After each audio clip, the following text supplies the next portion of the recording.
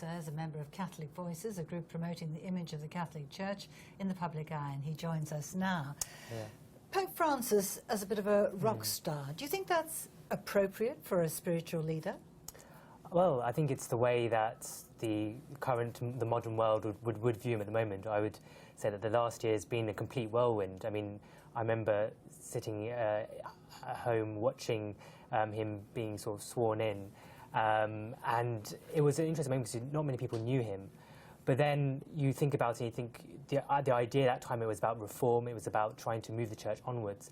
But actually what's been so much more important, and people have really warmed to this, is this idea of that he's just a normal human being that leads a simple life and really is a loving person. I mean, I know so many people who are my friends who felt unloved by the church, or they felt they didn't understand the church, but now they feel as if they can come back, and they're always wanting to question and ask, why are you saying this? What is this about?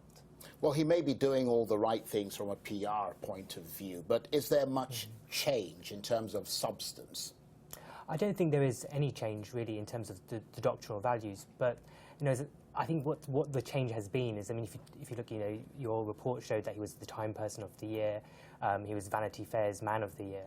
But I think the really interesting one was when he was named the Advocate's Person of the Year as well. So the Advocate being a gay rights magazine, and what they said was that although they understood that there probably wasn't much of a doctrinal shift, just the idea of saying, who am I to judge, just that simple line, really made them feel actually there is something different and there is something very warm about this Pope, that he's not willing to just judge them, I think they're criminals. But let's look at that a little bit closer.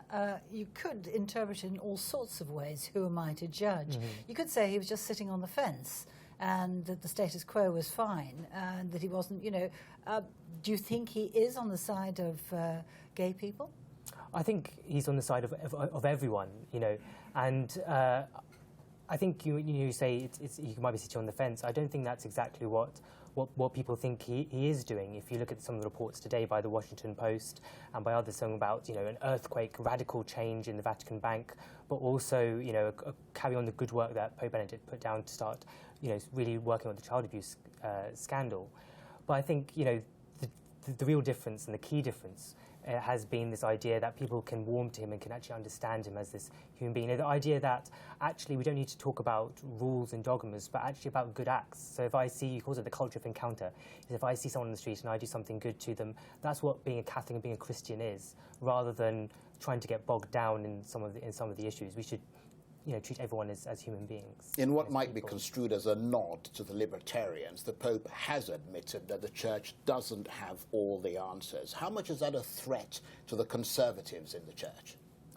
I mean, I get very, if you say about libertarians and conservatives, I think we're all on the same page. We're all Catholic at the end of the day. I don't think his ways and means perhaps are different. And I think Pope Francis said the Catholic Church changes over centuries. But I think what we are seeing here is this complete new idea of the way the Church is run, and the way that the Church is not just about one country but about the whole world. He talks about the Central African Republic, people in Syria, the marginalised, and brings them into the mainstream. And that's the beauty of Pope Francis, because he really is talking about the poor, the marginalised, and the people that sometimes we forget. And no more red Prada shoes. No more red Prada shoes, exactly. And I think I will get a bus home as well. Indeed. Thanks very much indeed. Thank you. Thank you very much.